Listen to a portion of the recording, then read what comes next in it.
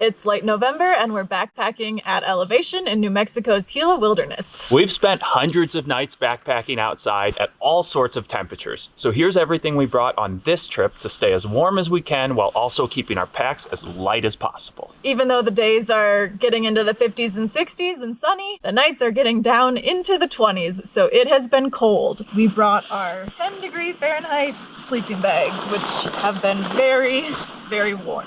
So a warm sleeping bag is key on a cold night, and that's why we packed these.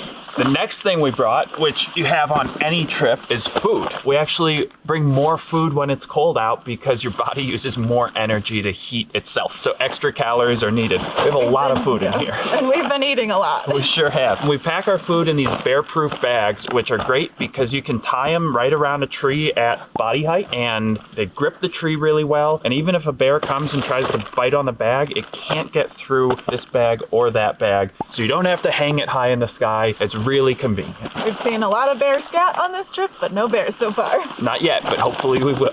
The next thing that goes into our pack is our clothing.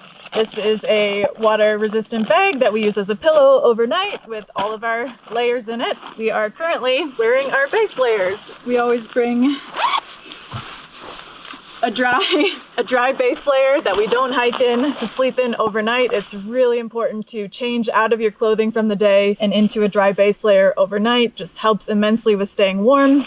We also have special sleeping socks. Not special, they're just regular socks, but we keep one pair of socks for sleeping that we don't hike in. Really helpful to stay warm. We've been wearing our base layers with the Puffies, hopping in our 10-degree sleeping bags, and we've been very warm on this trip. Absolutely. It's morning. We gotta get ready for the day. Let's turn off that camera and change into our clothes. We'll be back and we'll show you the rest of the clothes in a second. All right. We're suited up. This is everything. This is all of our layers. It's morning, it's cold, so we are wearing it all. One interesting thing is we're wearing shorts. Usually this time of year, we'd wear pants on a cold trip, but we're on a goofy trip that has over 100 river crossings. We don't want to get our pants wet. We're doing shorts instead and just living with the fact that our legs are a little cold while we're walking, especially in the morning and evening. My total set of layers is this puffy jacket, a long sleeve pullover. This is a Sam Bob. And I have a sun hoodie under that, t-shirt under that. So a lot of layers on me right now, which is how I'm keeping my core warm. And I have the exact same layers. We've got gaiters that we always wear over our ankles. These keep dust and rocks out, whether it's winter or summer. And we've got more socks than usual. We have 4 pairs each. Also, we can mention on this trip, even though not most trips, we have waterproof socks and sandals. This is unique. You always end up doing something special for your specific conditions. In the case of this trip, it's that river. So we brought water equipment to survive the river. It's separate from the rest because this is all wet right now from recent crossings. We'll be hanging those on the outside of our packs, but they will not dry because it's too cold. Yeah. And yes, we never bring sandals on trips, but with all the water crossings, we've been using these to cross the river so we can keep our trail runners dry so our feet aren't freezing 100% of the time. And it's been working pretty well. The only other thing is we brought 2 or 3 pairs of underwear each. Change underwear every day, change socks every day, but the rest of the stuff is we wear it every day, it's just layers. Yep. Oh, and we should mention we have a raincoat in here just in case. Haven't needed it much. You needed it on day 1. On day 1 we did.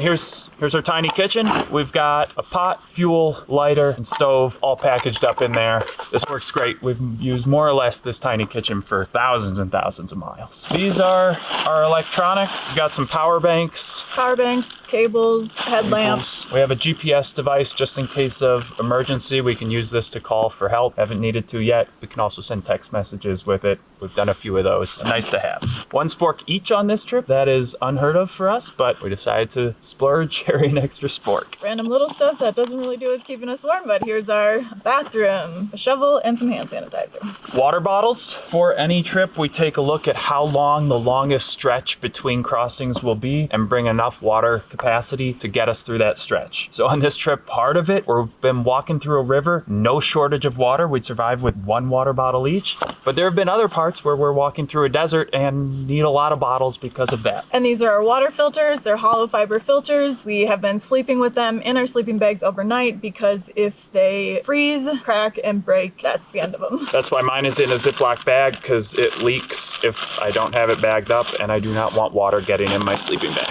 And we just have all of our random snacks for the day that we leave on the outside of our pack. Today's snacks include some electrolytes, some bars, some nuts, some dried fruit, and lunch. A Southwestern potato skillet will be our lunch today.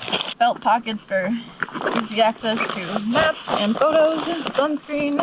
Always sunscreen, no matter the weather. We're bringing sunscreen. Renee especially puts that stuff on a lot. Oh, and this. Because of the cold, we're getting extra condensation in our tent. So we have... It's a single wall tent, so it's only one piece of fabric. So it's an amazing tent, but the one problem with single wall tents is they condense. Yeah, so we've got a cloth that we are using to wipe it out, keep it dry in the mornings. All right. That's just about everything. Let's break down the tent, finish packing these bags, and hit the trail. Also have a piece of Tyvek, which is normally put under the tent. Seems like we forgot to do that last night. In case of rain, we wrap it around our sleeping pads for waterproofness.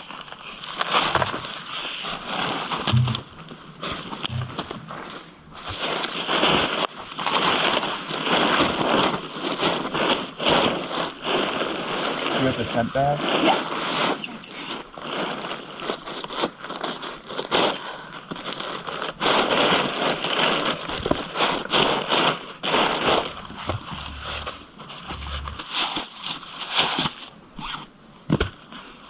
Thank you. I hate these sandals. This is why we never bring sandals. I put mine inside today. Just about there. Okay, we're all packed up. Even with this extra winter stuff, I estimate that we're around 13 pounds each of gear plus food and water on top of that. And that's with extra weight for sandals, extra weight for waterproof socks. Usually on a summer trip, we keep our pack weight around 10 pounds plus food and water. Okay, let's hit the trail.